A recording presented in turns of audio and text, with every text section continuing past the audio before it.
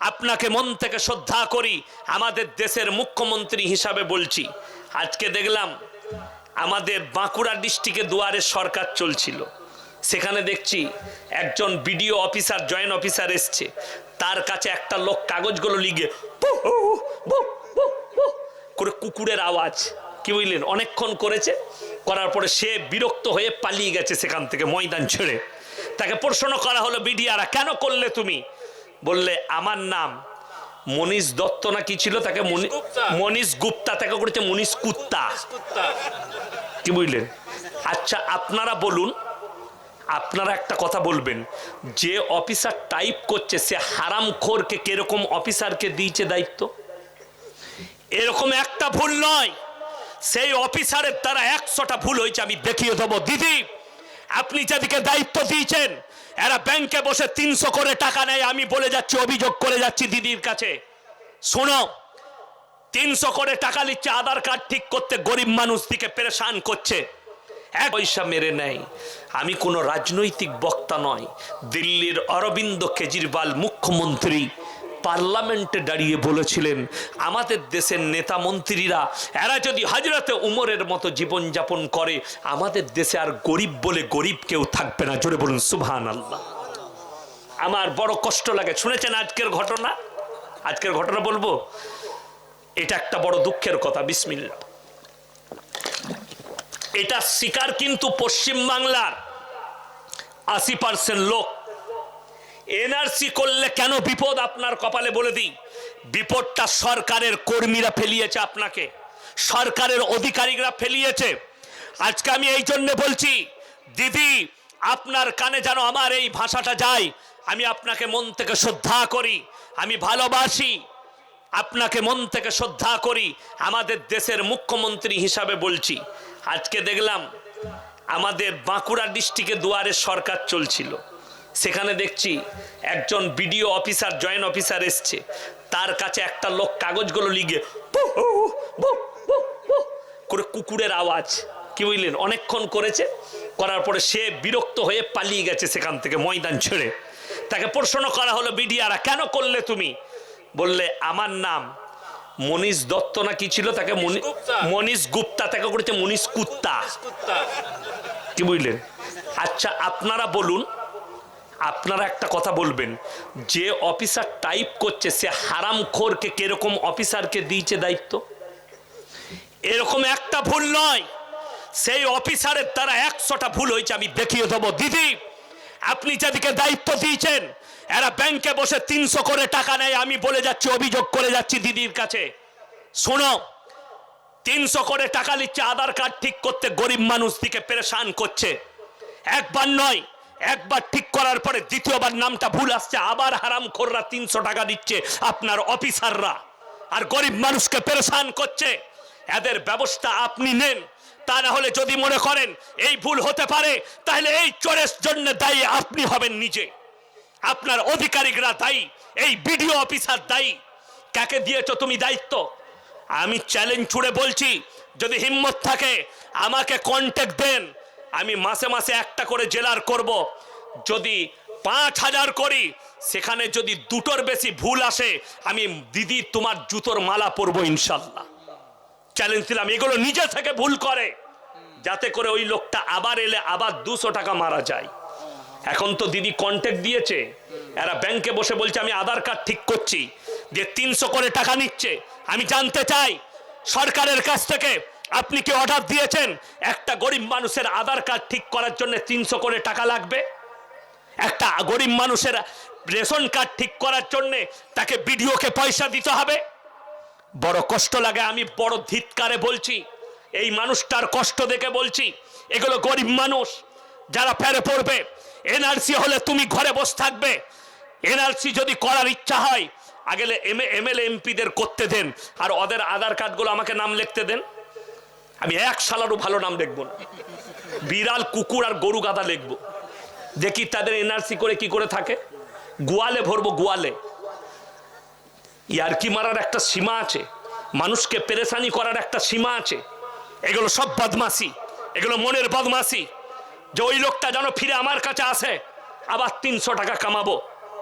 রাগ করবেন না যারা ইন্টারনেট চালান, যারা এইসব দায়িত্বে আছেন।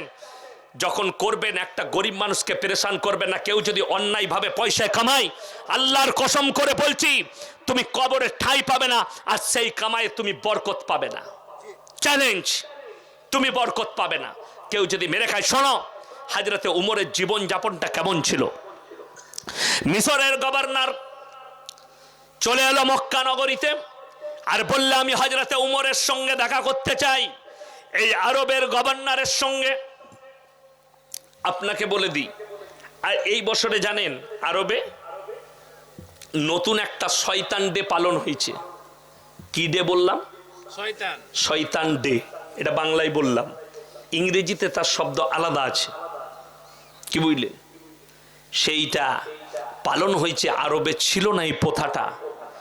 সৌদি আরবে এই বছরে নতুন চালু করেছে সেখানকার বাদশাহ সালমান প্রিন্স।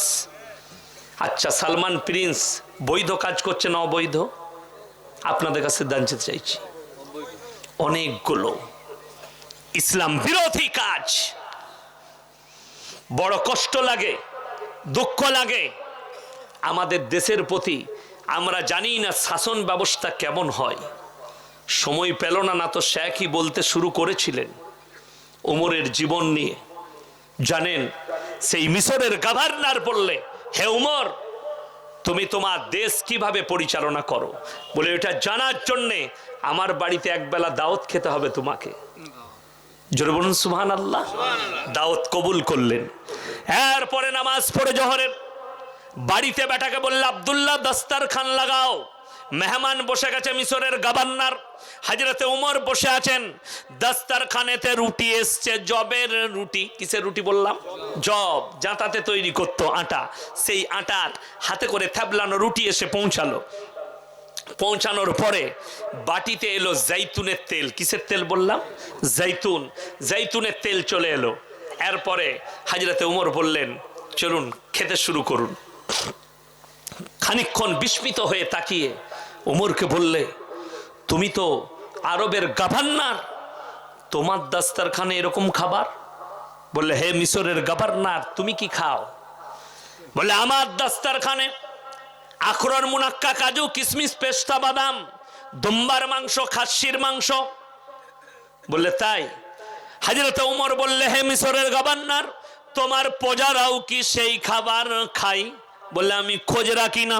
উমর বললেন, আমি ফজরের পরে খবর নেই আমার শহরের মানুষরা আজকে তাদের বাড়িতে কি খাবার আছে। আমার সৈন্যর দ্বারা খবর নেই, তারা এসে ঘুরে এসে আজকে বলেছে সকলের বেশিরভাগ মানুষের বাড়িতে জৈতুনের তেল আর রুটি। তাই আমার প্রজারা যদি জৈতুনের তেল আর রুটি খাই, আমি তাদের বাদশা হয়ে যদি ভালো মন্দ খাই, আমি আল্লাহকে কেমন করে জবাবদিহি করব? জোরে বলুন সুবহানাল্লাহ। বড় কষ্ট লাগে। মুসলমান, আপনি ভাই ভাইয়ের ওপরে বোমা চালাচ্ছেন কিসের জন্য? রাজনীতির জন্যে। আর আপনার জানা নাই এমএলএ এমপিরা অ্যাসেম্বলিতে বসে এক টেবিলে খাচ্ছে।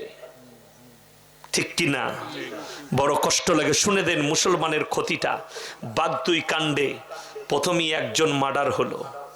সে মুসলমান না অমুসলিম বাবা? মুসলমান। যেমনি মার্ডার হলো, কয়েক ঘন্টার মধ্যে তার পরিপ্রেক্ষিতে 11টা বাড়িকে আগুন ধরিয়ে জ্বালিয়ে দেওয়া হলো। 11টা পরিবার শেষ। 11 আর 1 কত হলো? 12। সিবিআই অ্যারেস্ট করেছে 40টা লোককে। 40 আর 12 কত হলো? 52টা পরিবার ধ্বংস হলো। মারলে মুসলমান, মরল মুসলমান, ধ্বংস হলো মুসলমান। আপনাকে দেখিয়ে দেব আমার ভাই। ওই জন্যে শুনে রেখে দেন, আপনি যে দলকে ভোট দিবেন আপনার ইচ্ছা। আমি অনুরোধ করে যাচ্ছি, আপনার যাকে পছন্দ ভোট দিন। ভাই ভাইয়ের ওপরে হাত চালাবেন না। জোরে বলুন ইনশাল্লাহ। আর সব থেকে দামি পার্টি আপনার জন্য নামাজের পার্টি। তার থেকে ভালো পার্টি আর কিছু হতে পারে না। নামাজের পার্টি সবাই ধরবেন, হাত তুলে বলুন তো ইনশাল্লাহ। সবাই ধরবো, জোরে বলুন ইনশাল্লাহ। কেন ধরবেন? আল্লাহর কসম করে বলছি, এই দুনিয়াতে যতগুলো জিনিস আপনি উপভোগ করছেন, যেগুলো দেখছেন রেচারেরই, আপনারা রাত্রে খানা খেয়েছেন না খাননি বাবা? হ্যাঁ, সকলে খেয়েছেন তো? খেয়েছেন, কম বেশি সকলে খেয়েছেন। যার গ্যাস অম্বল হয়েছে সে খায়নি, বাকি সবাই খেয়েছে, আমরাও খেয়েছি। খাবার খেয়েছেন, রাত্রি হবে, জলসা থেকে গিয়ে বাড়িতে ঘুমাবেন। ঘুমাবেন না? ঘুমাবেন না? ঘুমাবেন। আর আমি একটা অনুরোধ করি, আগামীতে রাত 12টার পরে জলসা করবেন না।